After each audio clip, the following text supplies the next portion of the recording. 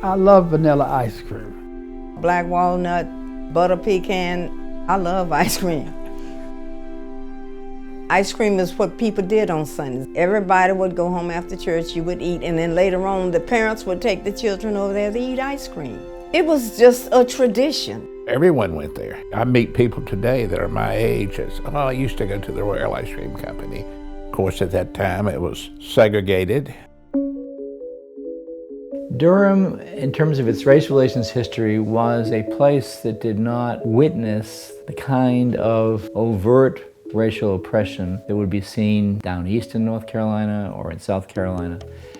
It was much more a place where people understood the ground rules and obeyed them, and it was very much a class-based thing. There was a thriving, successful black business community in Durham, fed in part by institutions like Mechanics and Farmers Bank, a black-owned bank, North Carolina Mutual Life Insurance Company, the largest black-owned insurance company in the United States. So, I mean, it was a segregated society, but one where blacks had learned to thrive and prosper and build their own institutions, and where blacks had a middle-class lifestyle in the segregated South.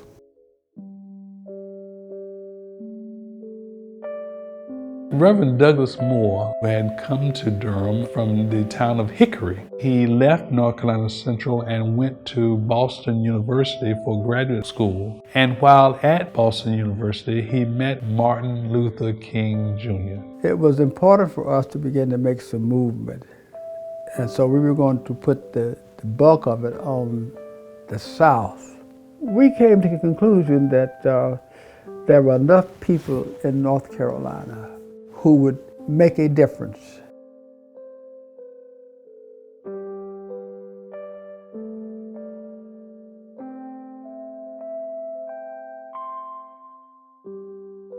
People used to ask me, say, well, why are you doing this? I said, why aren't you doing it? I said, okay, you're scared, aren't you? Well, yeah, I said, I'm not scared. I'm not supposed to be afraid. And when you know what you're doing, you will not be afraid. In fact, I believe now, right now, you're ready. All of us felt the same thing inside. There needed to be a change. The colored and white fountains had to go away. The colored and white bathrooms had to go away. The colored sit in the rear of the bus had to go away. I said, this is what we're faced with. People are sick and tired of going to the back doors to get 2 cents worth of ice cream. My father owned the Royal Ice Cream Company from 1927 until 1958. His father was an ice cream gelato maker in Italy. The Royal Ice Cream Company was popular just to both black and white. The relationship we had with blacks, the best of my knowledge, was very good. However, you must understand, I was looking at it from a white perspective, not knowing how the black person felt at that time.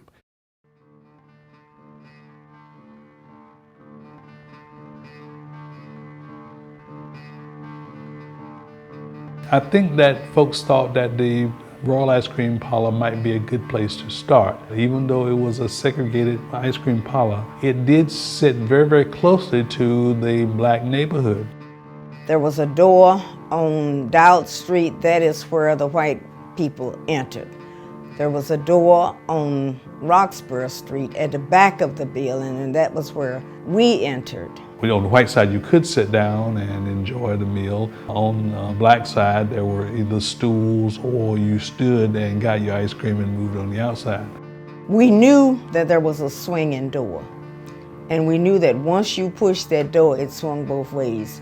So the idea was whoever go through that swinging door first, don't let it close. Just push it open and just keep coming until all of us were in and seated. It was back and forth between the waiter and the manager. The manager never said anything to us. He came out and got a good look. Then he would go back in his office. And of course, I knew that the guy who owned the place, the way he was looking, I said, he is scared as hell. And finally, the waiter got down to the booth I was sitting in. He said the manager did not want to serve us and he would like for us to leave, but nobody moved. They didn't understand that we wait there all day. And we kept asking for ice cream. My Uncle Louis was in the building that day, but as I understand it, he didn't really want to get involved. He told Bill Allen, his son-in-law, to do all the, Bill called the police and so forth and so on, and handed, Uncle Louis stayed in the office from what I understand. We had the choice booth because we were sitting where we could see traffic coming both ways. We saw the police coming. There were 7 of us, there were 8 police there. One of them just looked at me and said, "If you were my daughter, I would take you across my lap and spank you." And that's when I said, if I were your daughter, I wouldn't be here for this. I would have been over there eating ice cream and gone home. Because if I'd been his daughter, I'd been white. It must have been something monumental, to challenge the whole concept of segregation by young people who believed in Reverend Moore enough to try this. We were remarkable and unique here in Durham that we did not encounter violence. They were able to work together to integrate facilities here in Durham before the passage of the Civil Rights Act. I think this was a very special group of young people who we ought to applaud every time we pass that historical marker. I think they have been overlooked historically, and it's unfortunate.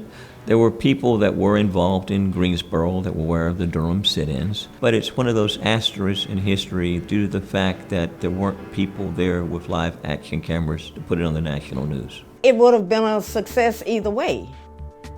If he had served us ice cream, it would have been a success. The fact that we didn't leave was a success too, so either way it was a success.